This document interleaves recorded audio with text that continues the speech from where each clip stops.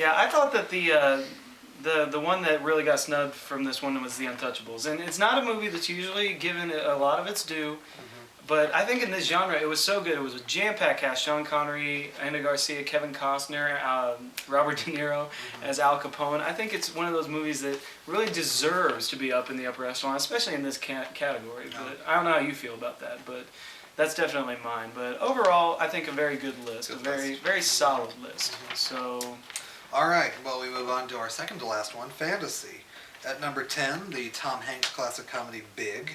At number 9, the oldest movie on the list this year, The Thief of Baghdad from 1924. At number 8, Groundhog Day, the Bill Murray comedy classic from 93. At number 7, the sentimental Jimmy Stewart favorite, Harvey. At number 6, the sports fantasy, Field of Dreams. At number 5, the Christmas classic, Miracle on 34th Street. Number 4, King Kong. At number 3, the other great Christmas classic, It's a Wonderful Life. At number 2, The Lord of the Rings. And at number 1, The Wizard of Oz. Yeah, okay, well, this list is definitely the one that speaks to me the most in terms of all this. So glad to see Groundhog Day finally get something on one of these lists. It's such... It was on the 100 funniest Yes, it's just such a good, funny movie because of Bill Murray's comedy, but it's so poignant in the way that it takes its drama and the lesson that it's trying to teach. Miracle on 34th Street, number 5, very good movie. I think rightfully so. Field of Dreams is unusual in this category. I think I would have put it in sports. It is kind of a half-half thing. And I think I would have put it in fantasy. See, I definitely think it's both. It's even both ways. It has an even helping of each. Unusual there, but I thought the unusual one was Big. I thought Big at number 10. Yeah, Big is a good movie, but I don't know. I would have thought a lot more fantasies. Yeah, and it's unusual to see that. I'm glad that. I've seen clips of The Thief of Baghdad, and it seems very enjoyable. And Douglas Fairbanks really is an actor that should be more highly regarded. And if you saw the clips on the special, those were some neat special effects. Yeah, indeed. Yeah, it should be thought of as one of the more amazing special effects features. King Kong number 4, obviously very good movie. Harvey getting its due at number 7. Harvey's a great movie. Great performance from Jimmy Stewart in that. Because you believe a rabbit is there because of his exactly, and you can't see it the entire time. But obviously, going to be contested here with The Wizard of Oz and The Lord of the Rings. This is going to be a heated battle here about who says which one of these is more important. I personally think The Lord of the Rings is the better film, simply because I seriously think in 50 years this is going to be the standard that most movies are going to be held up to. And The Wizard of Oz, as good as it is, and as good as it is still a standard, I'm thinking The Wizard of Oz is just slightly below Lord of the Rings on my mind. For me, I think The Wizard of Oz is the best one in terms of incredible storytelling, incredible music, incredible sentimentality, incredible morality at the end of it. It definitely did things that were not done before, and it still is even today such an enjoyable movie. And that right there is the hardest thing for me to decide which one it is. Well, we don't disagree on It's a Wonderful Life. I think we both agree that should be there at number 3. Good place at number 3. Do you have any snubs for this list? There's a lot of great fantasy movies. I personally would have loved to have seen Mary Poppins on there. I think that's one of the best fantasy movies of all time. I would have put that at number 10 maybe instead of Big. Or I was thinking maybe Willy Wonka should have been on there. Yeah, and those are more children-oriented movies, which is maybe why they lost some of their luster in this voting. For me, the snub was ultimately Raiders of the Lost Ark. I think Indiana Jones and those movies are so good. Would you really call that a fantasy? I would, because even though it is based in archaeology and stuff like that, stuff happens in that movie that is fantasy fulfillment. Like, most people, there's a lot of contingency that wouldn't believe in the Christian mysticism or whatever in that movie, but I would call it a fantasy, especially an action fantasy. That's what I would do, and I would put it in there as that. So that's really where I'm going with that. But overall, pretty good list. Yeah.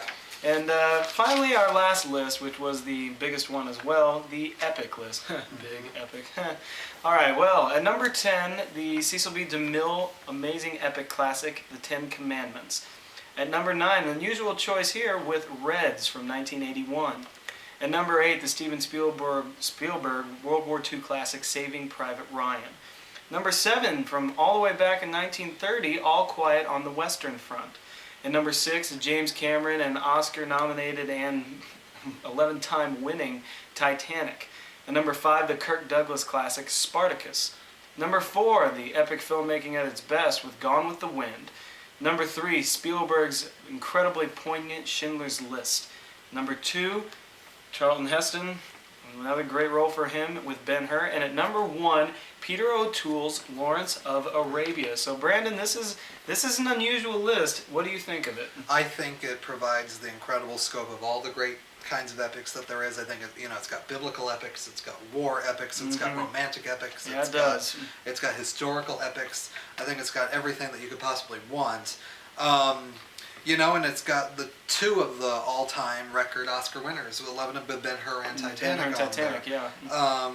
I think it's a very strong list. I was surprised to see Reds on there. Yeah, me too. It's one that doesn't usually get its due. And it's not really a movie that's high regarded, Like it's it's just kind of there. It's one of those solid filmmaking enterprises that's just there and kind of gets lost in the its solidness, I guess, if that's even possible. But and of course, I'm sure. I mean, the one movie everyone thinks of when they think of classic Hollywood filmmaking is Gone with the Wind. Gone with the Wind. I think that's a good place for it at number 4 because I'm not a huge fan of Gone with the Wind, but I think it is a great movie. I'm very, very, very happy to see Schindler's List at number 3. Definitely one of my favorite movies. I think one of the best movies to ever be made, especially in 1993, too. And of course, when anyone thinks epic, everyone thinks of Charlton Heston. So Ben-Hur and the Ten Commandments on there gave him his due there. That does give it his due. His 2 biggest films that he ever made in his career. I think Titanic at number 6 is a good place for that too. It's one of the biggest movies of all time. It's the highest grossing movie of all time. It's also one of the most debated movies. It is, but I think that it is very good because it wraps you up in the story very well, despite the fact that you know what's going to happen. Usually, historical epics, you don't know what the storyline.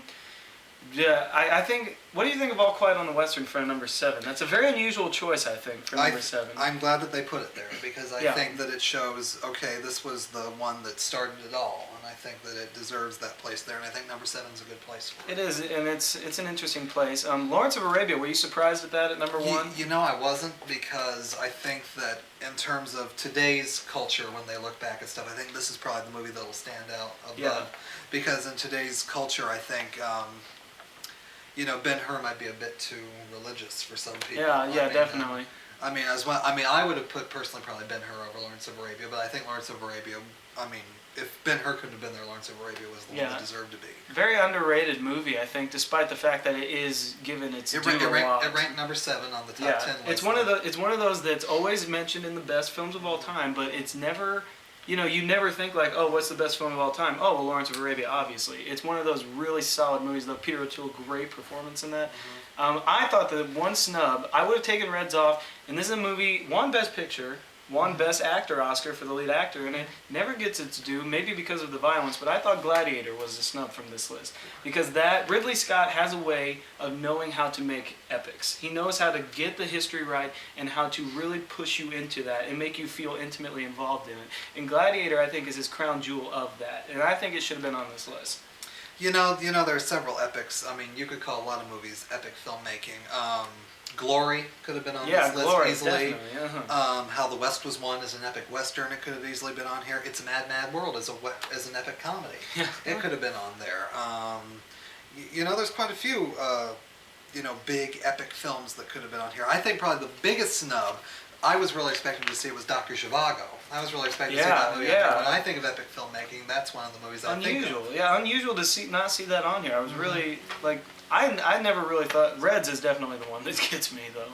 Like it's a good movie, but is it really top 10 type thing for me? But other than that, I think really this is the coup de grace of filmmaking, and if you don't see this, I think you're missing out on everything movies have to offer. But, all right, well, that's going to do it for us. We hope you've enjoyed this special